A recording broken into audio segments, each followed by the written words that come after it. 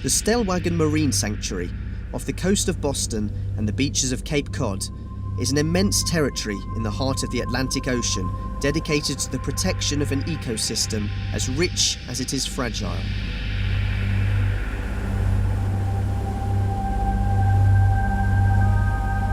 This high subaquatic plateau is a paradise for birds and marine mammals who find an abundant amount of nourishment here. Scientists and environmentalists work hand in hand for the preservation of this large-as-life marine laboratory.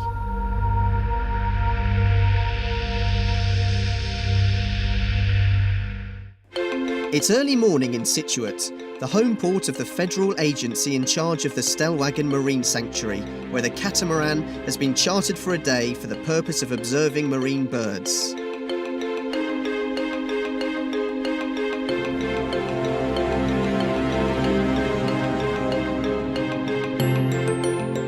Anne-Marie Runfler supervises the day's activities for the American agency, working in cooperation with Wayne Peterson, director of the Massachusetts Audubon Association's ornithological program.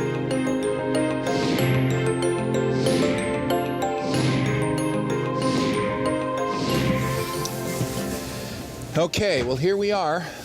This is Scituate. This is the headquarters of the Stellwagen Bank National Marine Sanctuary.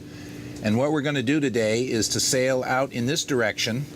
This is the boundary of the marine sanctuary, and this end of the bank is the shallowest portion of the bank, and because of the upwelling that's present here, a lot of the bird, the fish, even the marine mammal activity is often concentrated here.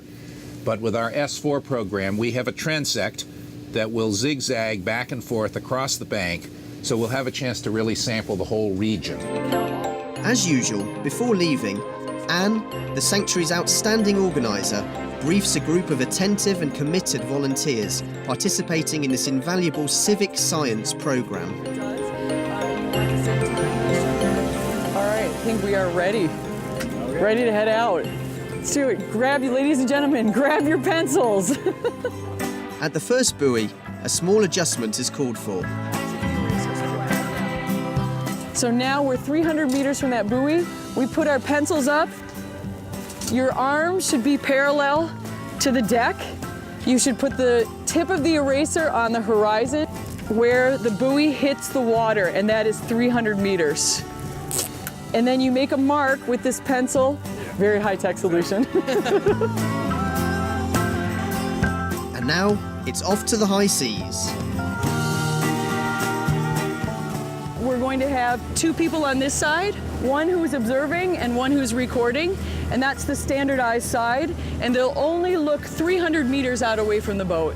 And then we have another side that will be looking, a recorder and an observer, that will be looking just from 0 to 90 this way, but they can look as far as they want. So we have two sides, and we will compare the data from those two sides.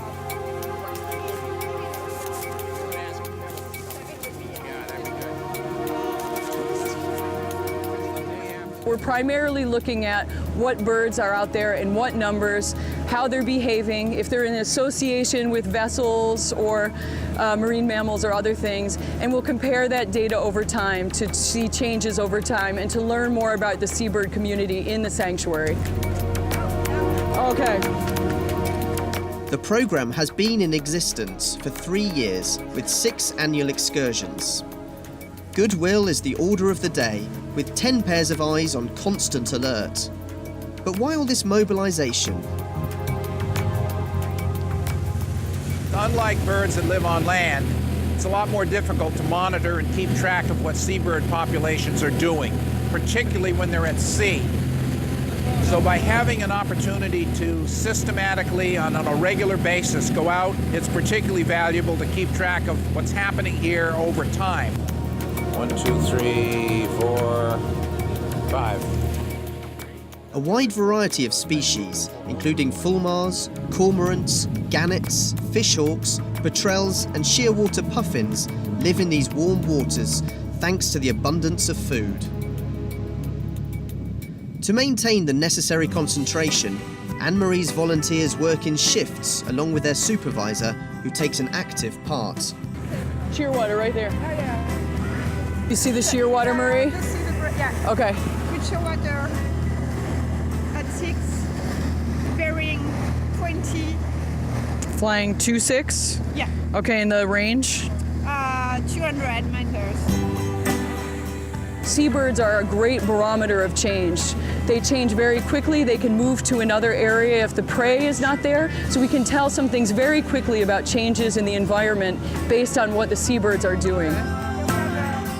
After 3 years of study, the initial results demonstrate trends that are less than encouraging, like the impact of climate change. One seabird specifically, the Cory shearwater, may be responding by staying later, arriving earlier in the season, and in increasing numbers from what was ever historically known. Climate change can very definitely affect what's going on under the water, which translates to what's happening with the birds.